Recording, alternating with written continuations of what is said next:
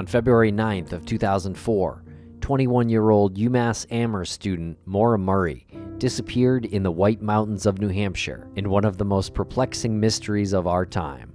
For years, we have covered Maura's case and the tireless online community that surrounds it in great detail. We have since expanded our mission with this series, raising awareness and shining a light on the stories of other missing persons. We now sit on the board of directors of the nonprofit organization Private Investigations for the Missing, which was founded by Bruce Maitland. Bruce's daughter, Brianna Maitland, went missing from Montgomery, Vermont on March 19th of 2004, just 6 weeks after and about 80 miles away from where Maura Murray vanished. Private Investigations for the Missing aims to assist with investigations for underserved families whose missing loved ones have been forgotten by the media or by law enforcement. Through our growing community, we hope to shed a light on these cold cases. Families and loved ones can reach out to us at investigationsforthemissing.org.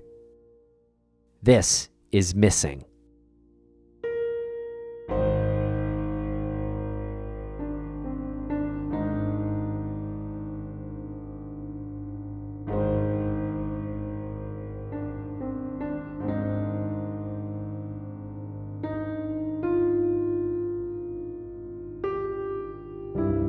Welcome back to Missing. I am Tim, here today with Lance. Lance, how are you today? I'm doing so well. How are you today, Tim?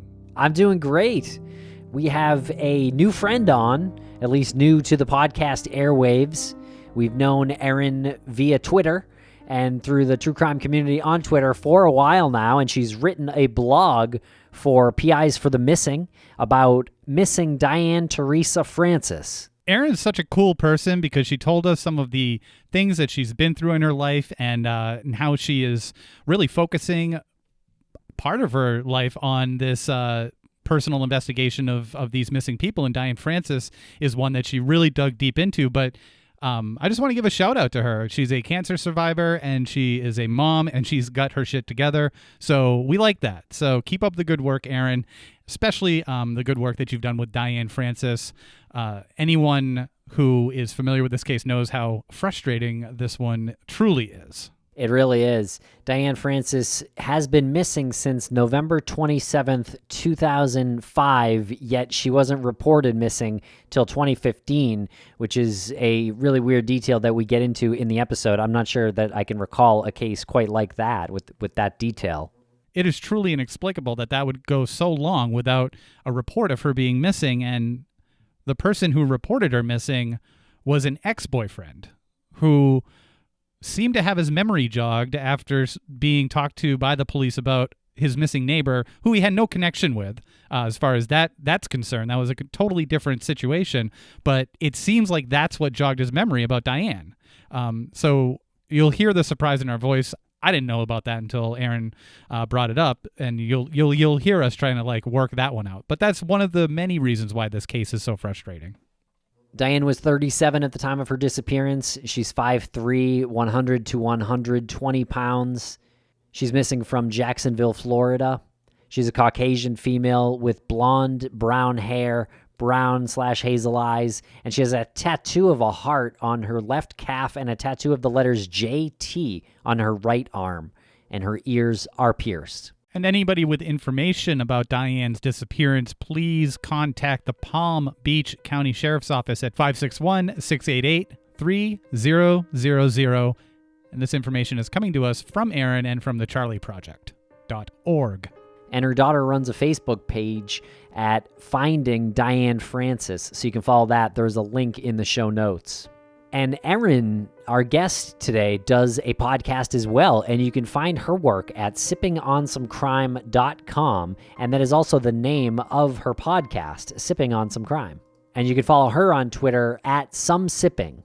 Okay, everybody, thanks a lot for listening. Make sure to check out Erin's podcast. She did a deep dive on Diane Francis's case. I think she did 3 episodes, so make sure to go check those out.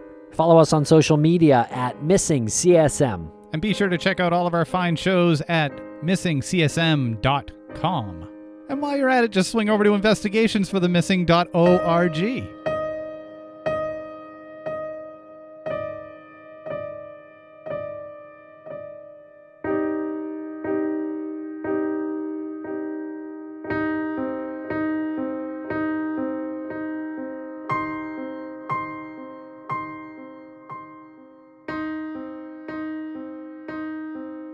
Welcome to the podcast, Erin Reed. How are you today?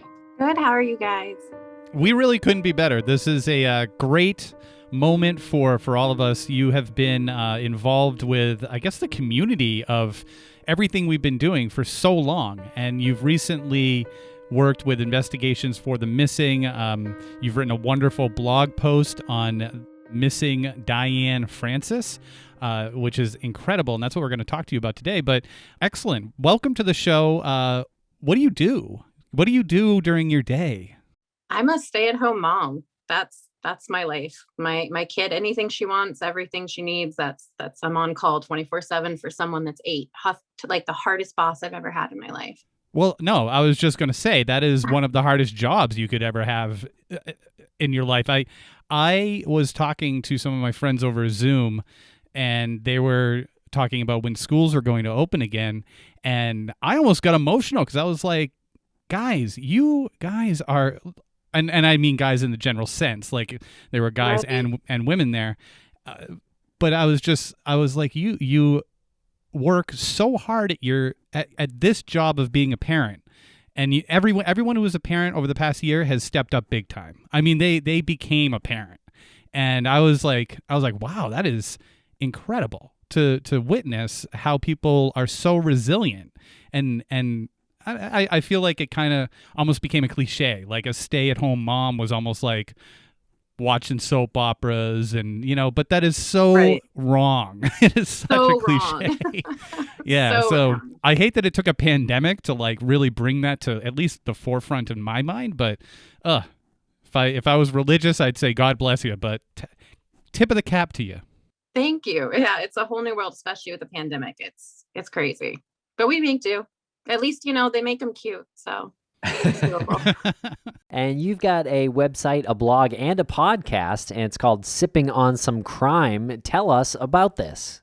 So I have a lot of health issues, always have since I was small. I have heart issues. I had a stroke. I had breast cancer, and I was in a really just home all the time, really dark place. And I heard the Alyssa Turney case, and there was something about that. It's like Alyssa was knocking on my shoulder, like, hey, this is what you should be doing. Like with all of that focus and all that energy you have, take it and put it into this. Like you've always loved, missing and murdered, and you've always felt for these cases. Why don't you actually do something about it? So I reached out to Sarah and I said, hey, can I write this proposal for Alyssa?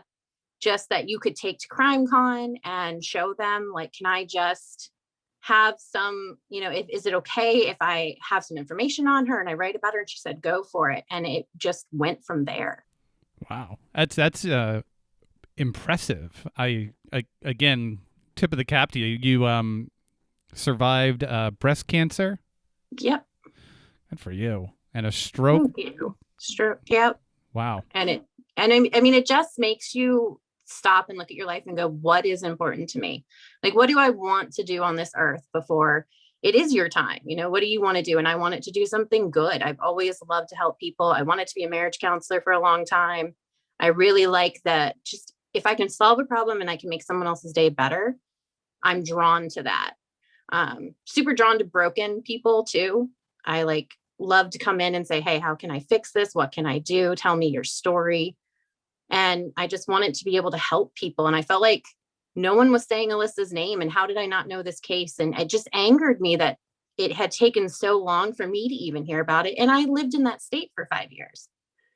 So I was like, I just got angry, and I took that anger and I tried to put it into something good. And you're also a web designer, apparently. Your website is really nice, sippingonsomecrime.com. Thank you. Very well organized and broken out really well. And if you want to look at any one of these missing persons or unsolved cases that you've researched, it's very easy. You just simply scroll down. It's all broken out really nicely, and there's no frills other than a very comforting color scheme. And nice and chill. Yeah, it's exactly what you want if you want some resource for some good information. I wanted it easy to find because I want the case names to highlight. I want the victims to be highlighted. I want them to be the first thing on your mind when you come. Most of my stories, you'll find I barely talk about the suspects or I don't go into their past, their history. I go into how they're involved and I leave it at that. I don't really like to give them attention because I don't feel like they deserve it. Okay, but who does need the attention are the missing people and, of course, the victims. And you've done quite a deep dive on the disappearance of Diane Francis. Can you tell us a little bit about this case and why you chose to dive deep into this one? Definitely. Actually comes back to, of course, Sarah Turney. So we went out and we met out at Crime Junkie. She was going to one of the shows in Phoenix and I messaged her and I said, oh my God, we're going to the same show. Let's meet up for drinks afterwards, dinner. And she said, yeah, I'm actually going to meet with 2 other girls. Why don't you come on over and we'll meet up afterwards? So we meet up after the show and there's this gorgeous, stunning girl. I don't know if you've all seen pictures of Sherry's daughter, but she's breathtaking. And she's standing next to Sarah and she introduces herself and we go sit down to dinner and we're just talking. She's like, oh yeah, my mom's missing. And I'm like, wait, what? And she's like, yeah, she's missing and no one's, has an official report other than my the boyfriend who put it in, and no one's taking me seriously and nobody will cover my story and nobody will listen to me. And I was like, well, I'm listening to you. I'm full ears. I don't have a huge production. I don't have a huge website, but I will dive into this with you and we will figure out how to tell the story. And she said, well, the problem is every time she presents it, there's no blueprint to it. It's so jumbled. It's such a mess. She doesn't know how to present it. I said, you know what? I'll give you the blueprint and hopefully other people will take it from there. Interesting. Okay. So you started working with Sherry and that led you to some investigating. We decided to just take the approach of she already had the website, Facebook for her mom. That wasn't getting much attention, but we decided to open it more. Like, let's put some more facts, information. Let's put pictures. Let's put storylines. Let's put things that are going to draw people to go, well, I want to know more about her. Because it's the only way that we're going to get people actively interested in the story. And once you get that, you start getting all these people that want to help. And we're willing to take any help we can get at the beginning. And we got so many people that poured in. She had people that used to know her mom growing up that started calling and messaging her and letting us know about who she was when she was a child. People that had seen her in her early 20s, 30s. I mean, we had people through her whole life start messaging us. How do you start processing this? Because I feel like this happened really quickly. Very quickly. It was so much came in. We're like, the thing about Diane's story that I think is the hardest for people to understand is we're trying to find somebody that we don't know really anything about. So we only know the stories from other people. So Sherry and Jessica, her daughters, don't know their mother. Their mother was taken from them when they were super young. They were placed into state custody. And before that, they were constantly pulled in and out of the home. So they only have a small picture of their mother. And now you have this person that's missing, but you know nothing about them. So how do you begin to look for them when you don't even know who they are? So we spent about 6 months just getting to know who Diane was. Like, where did she come from? What was her relationship with her parents? How did she get down this road of addiction? How did she get down this road to where she turned to prostitution? How did she put herself in these situations? Why was she here? And why was that important for you to figure out who she was and why she was in that state instead of, I guess, jumping more into where was she last seen? Who's the boyfriend, who's the husband, the typical sort of check boxes that you want to take care of. Was that your first intention? Was like, in order to figure out the mystery of this, I have to figure out the person? Exactly. It was like a 2-part. So how do I know where she went? How can I even begin to assume what could have happened to her or where she went if I don't know who she was? If I don't know her, what she typically does in a day, how she would handle emotions, how she would feel. Why did she turn to addiction? How did this addiction evolve? What was the addiction? How did we turn to prostitution? Because addiction and prostitution right there make you vulnerable. It makes you so vulnerable in society, and society has such a disgust when it comes to addiction or prostitution. We find a quick way to go, well, that's not a person. They deserved it. They put themselves in that situation. And so I wanted to humanize her first. I wanted you to fall in love with the Diane that I fell in love with when Sherry was telling me about her when she was a child. She always said she had 2 moms, the sober mom and the addicted mom. And she said the sober mom is the kind of mom that will make you look for someone till the end of the earth. And I wanted people to know that Diane. That's great. And can you tell us a little bit about Diane's personality? Maybe what you've learned from Sherry? So Diane was, I guess, the girl that walked in the room. She lit up the room. She was, Sherry and Jessica both say she is the funniest person that you would ever meet. She was constantly cracking jokes, always had a smile. She always tried to make everything magical for her kids.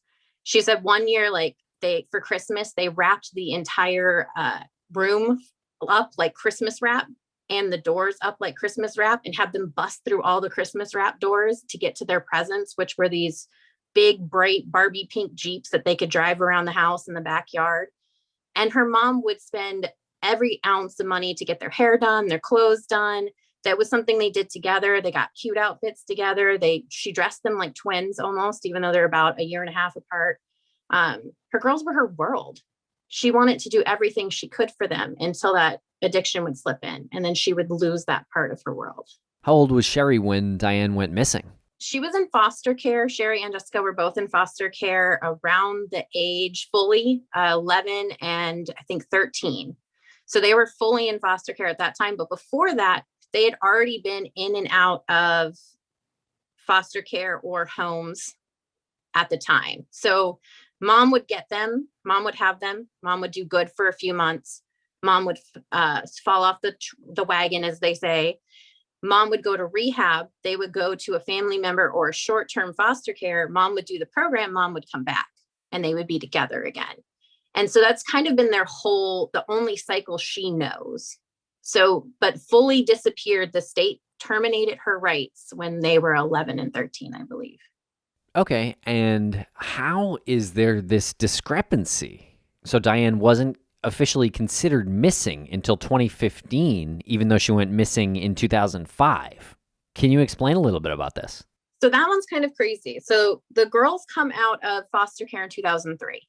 So they're out of foster care. They finally aged out of the system. They go back to their family and they're like, where's mom? We haven't seen her. And they said, we haven't seen her in a few years. That's kind of just the short answer that they give her. I give everybody, we haven't seen her in a few years. Not that they haven't seen her since 2005. Not that they haven't had a phone call from her since 2006. Just, we haven't seen them in a few years.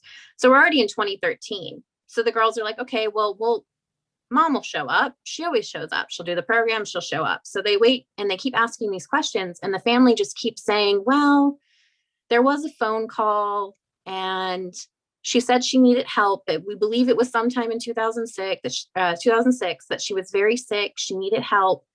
But, we called that number back and it was disconnected and we haven't heard from her. And we had some buddies look for her, but they couldn't find anything. So we just kind of let it be. And it kind of took them 2 years to really tell them, like, we just haven't been looking for her because we can't emotionally deal with it because Diane comes in. She, says she's going to be here. She's going to do what she's supposed to do. She's going to work the program. And then here she is again, messing up.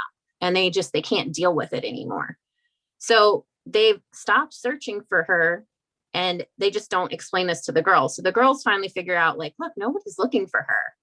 So Sherry's like, I'm going to start looking for her and figure out what's going on. And that is when Sherry comes across in May 2015, the police report from John Boggs stating that he picked up the phone one day and called in the local police department, I believe it's the Palm Bay Police Department, and said, I need to report my girlfriend missing. I was like a stepdad to her kids. And they go, okay, when was the last time you saw her? And he goes, 2005. And they're like, and the officer didn't blink. He just said, okay, I'll take down the report. He didn't continue to ask questions. It's just the shortest report. Just man calls in, says that his girl hadn't seen his girlfriend since 2005. She was last seen in Jacksonville, Florida. That's the report. Like, it's no question. As an officer, you had no questions about that. And they're sure that this was actually her boyfriend at the time? That was her, and he wasn't even dating her at the time. He just says, this was my ex-girlfriend, and I was like a stepdad to her kids. That's the whole report. And at the time, she's actually was the last known person that we know she was with was another man named Foreman, who is friends with Boggs. It's kind of a whole messed up jumble thing, how they all are together. It's kind of like she bounced from Boggs to Foreman to this other man to Boggs to Foreman. It was kind of a triangle mess. But it was confirmed that it was actually Boggs that called. Yeah, it was confirmed that it was okay. actually Boggs that called. And what was interesting is it was easy to confirm it was him because just a few days before, he was interviewed on a national or on a local television station because his neighbor and friend had suddenly gone missing, and the police were there canvassing that neighborhood. How long before? Like 2 or 3 days. So that's what maybe he was like, you know what? My ex-girlfriend went missing. Maybe I should call that in. I think it's the only thing we can like tie to. It's literally 2 to 3 days before, because we can't tell based on the news clip. And now we can't find it, of course, which is the hardest part. We searched everywhere for that news clip. I think it's Action Jackson News.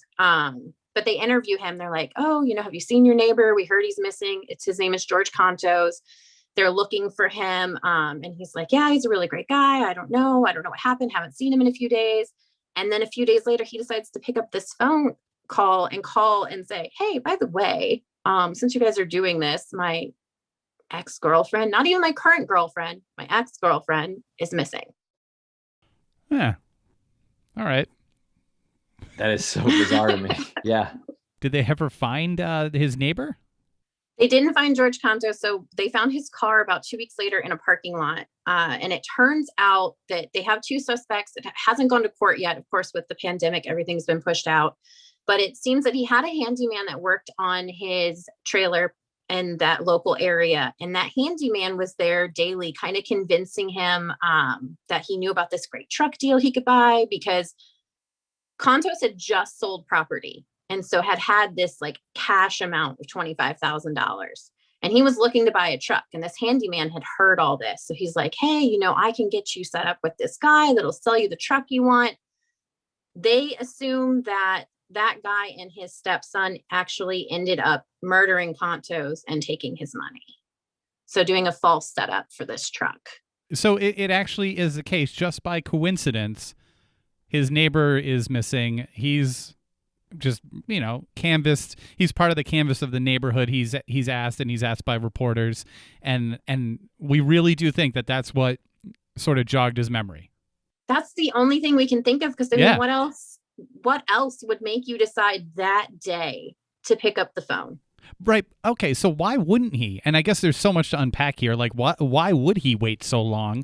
And I had a question from earlier that I want to make sure I don't forget. What was the origin of her getting into this lifestyle? This, in and out of rehab, using drugs, not using drugs. And you said, was she part of the sex working community? She was. So, and that one was a hard one for Sherry and Jessica to kind of struggle with, like, do we bring this out? Like, we want to be honest, but are they going to look at her any different? Because Sherry knows who her mom is, and she's not scared of that. She doesn't judge her for that. She doesn't judge anybody for that. And she wanted people to know that she doesn't judge people for that. But she also didn't want them to judge her mother without getting a chance to know the story. But going back to just kind of how she got into it, we interviewed Rose, which is Diane's mother and Sherry's grandmother. She was kind of in and out of the kids' lives. So Diane's parents were married till about 12. So far from the story that we understand from both of them, they got divorced for reasons that they don't want to talk about. Neither one of them will admit why they got divorced. They say that it's not something that they're going to talk about. It's not something they're going to bring up, and that we just need to respect that. We've stopped digging.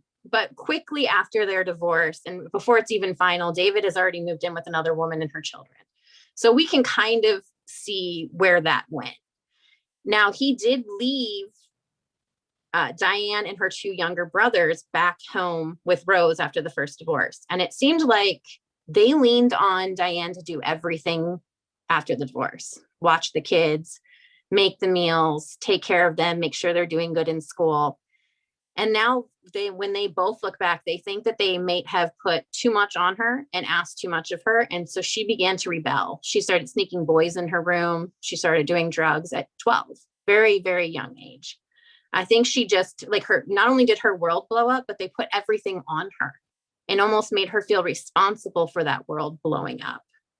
And Rose is she's more like, well, the kids eventually left and went with David. They didn't pick me. They don't love me. If they, they chose him. So I chose not to be in their lives anymore, kind of person. And I think that broke Diane in a way too. Like her mom was like, okay, if you're going to go live with him, well, then you don't get me. You don't get to have me. And I think that really broke her. It sounds like Sherry has done a lot of digging with police reports too. Did she file a lot of FOIAs and things like that? She did. She did lots and lots of digging. She got reports from other friends too, I guess, that had done some digging for her, which was nice. When we set up the website, we started to just get an influx of paperwork and emailed to her. So she did a lot of that side. I would say, it's your mom. I want you to go through whatever you want on the podcast and whatever you want to put out there. There were some police reports she didn't want me to see that she still doesn't want released out there yet. Some of her mom's behavior got very erratic towards the end, and she hasn't decided if she's ready for the whole world to put those pieces together. I haven't even seen those reports. So I know she's still struggling with that. I think she's struggling with how erratic her mom's behavior did get towards the end of at least where we knew where she was. But there are piles of police reports. She was getting arrested constantly. And she was not only getting arrested under Diane T. Francis, but she was getting arrested under Kimberly T. Foreman. Same birth date, same description, same. And when you find the mugshots, it's Diane. But how this Jacksonville Police Department, who was constantly arresting her, did not put together that she was using this alias for over 5 years. And they never charged her for lying to the police ever about her identity. So we had to dig through not only Diane T. Francis police reports and, medical history, jail history, but we had to dig through Kimberly T. Foreman's reports too and find her. What was the significance of that name? So she was dating a foreman for a long time. We really think that they were kind of running this prostitution scam together. So she would sometimes meet the guy, and then she would say, she would find the John, and she would tell the John, well, I need you to take me to a gas station so that I can get a drink or something like that. She would then go into the gas station, run out the back door, already have the money from the John, and then Foreman would take her somewhere.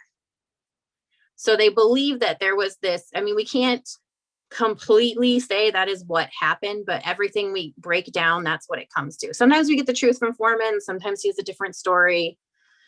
You kind of have to take everything that Foreman puts out there and go, okay, let me find the truth in this mess. Because at one point he says he didn't know she was in prostitution. And in other times he said, well, we used to run these scams.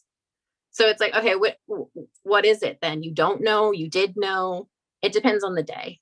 Where is this information coming from? Is this coming from direct interviews?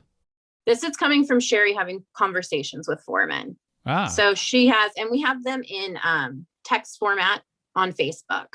So, which was nice. She was like, talking to him is one thing, like when I physically talk to him on the phone, but it's nicer when we message, because then I can go back to Tuesday and then scroll to Wednesday, and we can see that we have two completely different stories about the last time he was interacting with Diane. And you're like, why? And then Friday, new story. And you're like, okay, so which one there's truth in there somewhere. And so we try to find the lines, like the same lines. So we find that the prostitution is always there. We find that they were, living in this cottage for a long time. And so we try to find those things that continuously connect through all those stories and try to pull that information together. And what about the official investigation? I know you've seen some police reports and kind of feel like I know where this is going, but just curious. No investigation. Absolutely no investigation. So for her to get the detective that she currently has right now, which I don't even know if he's still her detective, but Cogburn, she had called in a few times to the county, Jacksonville, Duval County, where she was last seen, and tried to report her missing herself. They laughed at her and hung up the phone. They did not take her serious. They would not make a report. Nobody would take her information. So the way I guess she got Cogburn was she was on the NAMAS website and she saw a doe that could be her mom. So she called the detective, I guess, assigned to that case, and they were able to file a missing report based on the fact that she might be connected to that doe. but it took her, I don't know, the roundabout way that she made it happen. She was like, they almost had to dupe information to connect it together and get her on, first of all, to get her DNA to go into NAMIS so that she can compare. And we've been waiting on a comparison for 3 does now for almost a year. And Cogburn just keeps, she'll check in every once in a while, and Cogburn will say, well, I still waiting. There's no movement. Where do you want me to go interview? Who do you want me to go talk to? Like, you have to bring us something. So basically, we have to do the job. We have to find something big enough to bring him that's worth researching. Everything we've brought him isn't enough. So I wonder what is enough for the Palm Bay Police Department when families and friends are begging. Like, is that's not enough? I don't understand how, and I'm not sure which police department she went through in Jacksonville because it's so big. I know that Diane stayed in a 15-mile radius. So all the addresses that we have found, and we've researched these down to the addresses she was in, the hotels she would stay at, the people she would stay at, they're all within a 15-mile radius. And she's within this 15-mile radius for over 7 years. And then she's just gone. There's no reason to not look for her. You can't tell me that's not reason enough that she was in this area 7 years. She never left it. She was in this 15-mile radius, and she just vanishes a night after your officers arrest her on a trespassing charge at a hotel, which your officers have arrested her multiple times under at that same hotel. Those local officers know her.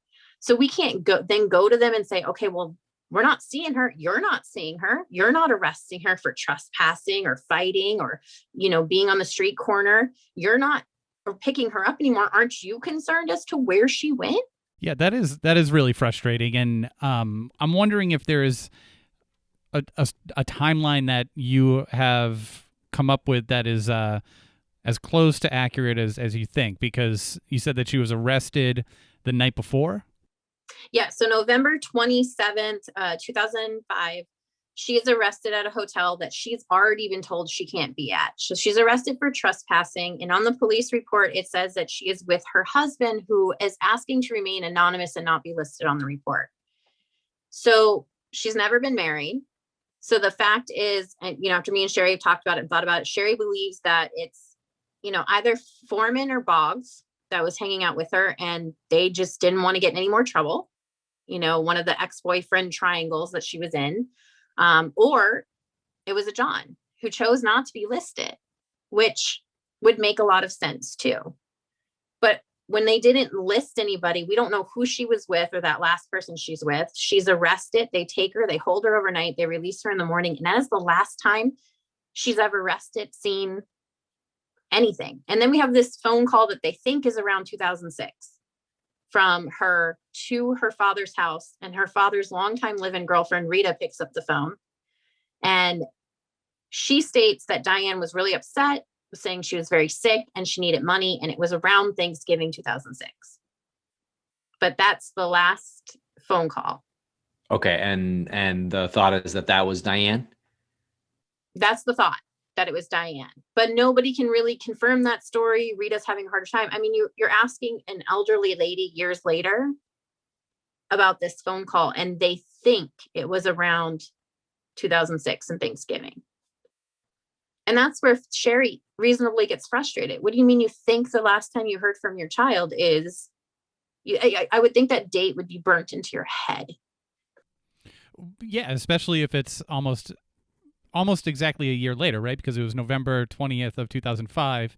So if this was in 2000, maybe around Thanksgiving of 2006. I mean, that's like, it's like most parents of missing people have that date, like you said, burned in their mind. Like, it's around the holiday season. They're having a Thanksgiving without their child. They should probably know and remember if their child called. Correct, right? Like, that's just, it would be burnt into your head. Did they call the police after? I'm sorry if I missed that part. No, they didn't. They've never called the police. They've never reached out for, I mean, her dad has made these flyers, and every year on her birthday, he puts them out, and he We'll share them on Facebook occasionally, but then he doesn't want to talk about it. And he doesn't want to talk about why he doesn't look for her or why he didn't do anything further. And it's interesting because he's an amazing writer. He's actually in the middle of writing this book about growing up in World War II. And it's a great read, not going to lie. It's an amazing book. I kept telling Sherry to have him send me more pages because I wanted to understand this father who wrote this beautiful testimony about his daughter, about all he wanted was this little girl. And he named her Diane after this song in the 70s. It was really popular called Diane Smiles. And he prayed for a little girl. And when he got his little baby Di, he called her, he gave her anything she wanted. You know, they were the extreme opposites. Rose was the one that was in charge and had to, you know, be the one that laid down the law. And David was like, well, whatever my baby girl wants, I'm going to give my baby girl anything. She wants to stay out for hours. I don't want to upset her. I'm going to let her go out at 12 and hang out as long as she wants, because I don't want to upset her. I want to give her whatever she wants. Would do anything for her, yet you're not looking for her. And I don't want to judge someone's emotional capability when their child is taken. I can never put myself in those shoes. I would never want to be in those shoes, ever. But I don't understand how you didn't go look for her. Yeah. I mean, I'm having a hard time processing that too. Do you think that it's possible that he just doesn't want to know the answer? There's a big part of me that thinks that, because I need to put his testimony up on my website. I've read it a few times. I've tried to record it a few times to do a podcast update, but it just doesn't sound right coming from me. I think I've talked my husband into reading it for me because he does his own podcast too. And he's got that great voice, but he's also a father. And I think it would really emote this beautiful emotion, because you read it and then I wonder if his heart just cannot handle, like if he would just rather sit and pretend things are okay because he physically cannot handle that something could have happened to her. Because at this point, that has to be the answer. I mean, I know that Sherry's holding on to hope that she's out living another life. Maybe she got remarried, she had other kids. And I'm holding out on that hope too. I want her healthy and somewhere else. And I know she also holds on to the hope that maybe she's just in a homeless camp and she can't get a hold of anybody and doesn't know anybody's looking for her, you know, because she's found her way here. And they don't have social media. They don't have access. It's not like they know someone's looking for them all the time. So she's hoping in a lot of ways that that's what's happening. But she had a mom that would break out of rehab and break the rules of foster care restrictions to come see these kids, try to kidnap them in the middle of the night, would write them all the time, would call her mother every 6 months. Even though she didn't have a great relationship with her mother, she called in every 6 months and checked in with Rose. It was like clockwork. She would always call. She would write her children, these beautiful letters with all these drawings, and it all just stops. Why? Is there anything on record that indicates she was being abused, or maybe she had contacted police to say that she was being stalked, or anything that would indicate maybe something was leading up to this or escalating to something violent? We didn't see anything on record as far as that goes. I do have Sherry stating that these men that she picked were abusive. They were abusive and violent with her all the time. Now, we do have police reports from earlier with Foreman and Boggs and Schmidt. You'll find police reports where child services did have to come in, or police were called because I believe it was Foreman who was trying to choke her mother out. And the girls jumped on his back when they were 4 and 3 with their little tiny baby fists and punched on him as hard as they could to get him off of her, which got him to stop long enough for her to get them in the bathroom and sneak them out a window while they climbed down a tree to the police coming. And then when the police showed up, though, and they said, well, what happened? The neighbors called that there was this domestic abuse. Diane's all bloody and sitting in front of her. And she goes, I'm fine. Things are fine. I'm okay. And that's when they have to pull the kids aside and go, okay, what has happened here? Like, he almost choked her out, almost left her for dead. And these babies had to help her. They watched her get thrown across the room before all that and just beat up so many times. Like, they said that she'd always find these men that just like to beat on her.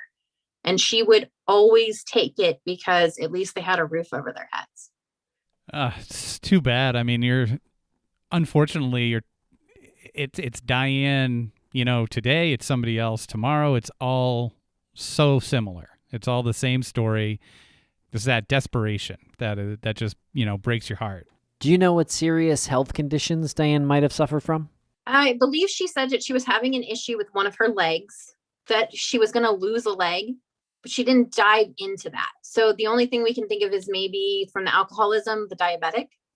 It's the only thing we can really tie into it. You have a lot of alcoholics that do have diabetic issues and will lose limbs and continue to drink. So that is kind of the only thing that we think possibly might have been wrong, but there's no medical records. There's no police reports of her having like a limp or having some, sometimes they notate that stuff. It's rare, but we kind of looked for that too. And we don't see that. They wonder if it was a story for her to get money. It's kind of, you never really know with Diane what she's telling you and where it's coming from, if it's true. How often do you speak with Sherry? We haven't talked in the last few months. It's been kind of hectic on both of our ends. I think the whole world has been hectic on everybody's ends. So it's been a while since we checked in with each other. Last time I checked in with her, she had just started a new job. So she was going to be super busy. We've been trying to do an update and get more information out there, but we just have not been able to connect. And is there any research that you've done where you're maybe triangulating on a solution? Do you have anything? I don't want to say like, what's your theory, because I feel like you're I feel like you're too smart to be like, this is what happened. But Right. are you honing in on something? As much as it breaks Sherry's heart and Jessica's heart, is I'm really waiting for this information on especially one of the Jane Does that match her height, her weight, her age, the area. I mean, it's within the 15-mile radius that we're always searching. This doe, believe, is a death of an overdose. So there's 2 does, I believe, that are possible overdose deaths, that where I could see it going that direction. I could also see her maybe in a homeless camp. Maybe she really has lost everything and that's where she is, but I feel like there's more going on with with the boyfriends, because they kind of cover each other's stories. And then like they'll be on each other's side, but then they'll be against each other. They'll be like, no, he's lying. And they're like, no, just kidding. We're all good now. He's not lying. And you're just, when you're reading through these messages that you're getting from them, it's like sometimes they're on each other's side, sometimes they're against each other, and you don't even know what to do with the information. It's like a bunch of puzzle pieces that are all scattered on the table, and you don't have the picture to start with. You just have a bunch of pieces and you're like, okay, well, how do these fit? I hate that metaphor. I hate that you just said that metaphor. It gave me anxiety that you have a bunch of puzzle pieces, but you don't have the picture to even start from. So you have to just look at each individual piece and just trial and error it. Exactly. And that's what it's continuously been. And we have people coming in from her past. Diane had a baby when she was 15, and that baby, unfortunately, she lost that baby. It was a quick childbirth that came before she was ready to go to the hospital. I guess the baby fell and hit its head. And it was a tragic loss for her at 15. We don't know who the father is. It will not be talked about. No one will talk about it. They don't even like to, the young girl's name was Stephanie. They named her Stephanie. They don't even like to talk about her. She was born in 1985. They glaze over it. Nobody wants to talk about who the father could have been, what Diane was going through. And they said that Diane didn't even want to deal with it when it happened. She didn't want to have a service. She didn't want to have a grave. She just wanted to move on. And so it's like this family thing that everybody refuses to talk about. And we don't even know who the dad is. And we have a million rumors of who it could be, but most of them are dead now due to their own overdoses. We're still struggling ourselves to understand this story. And like the hardest part of it is that you've taken on this the story that, like you said, is like a scattered puzzle, and it's not easy to piece together, and it's got all of these like elements of unsavoriness, and uncomfortableness and just real, dark places. And it's not like a cookie cutter unsolved mysteries, fun mystery, fun missing person. I'm gonna get creeped out a little bit. It really shows something horribly wrong with a section of society that just forgets about people like this. And Right. and good for you for taking this on, because it's not easy. It's a difficult road to navigate. Thank you. And I want to add, I don't think you have all the pieces too, and it's not your fault or Sherry's fault, but you're looking at a puzzle with pieces and you don't have every piece, which makes it worse. Oh my goodness. It's probably 3 puzzles. Oh, it's Sherry likes to say it's like if you took rainbow noodles and you threw them in a bowl and you're like, okay, find the first color and find out where it starts. And it's like, because we do have all these amazing pieces and some of them are useless. Like we've spent all this time and now we have some useless pieces. And then we have some pieces that we still have to verify, but we're 2 people that we're not police. This isn't our job. We're not supposed to be the ones that are like, can you please go interview this person? That shouldn't be our position.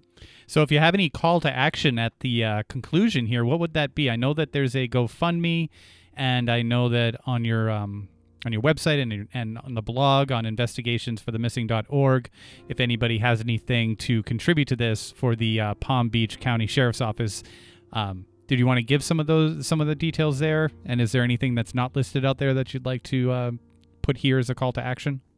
Definitely reaching out to Palm Beach and letting them know that Diane matters.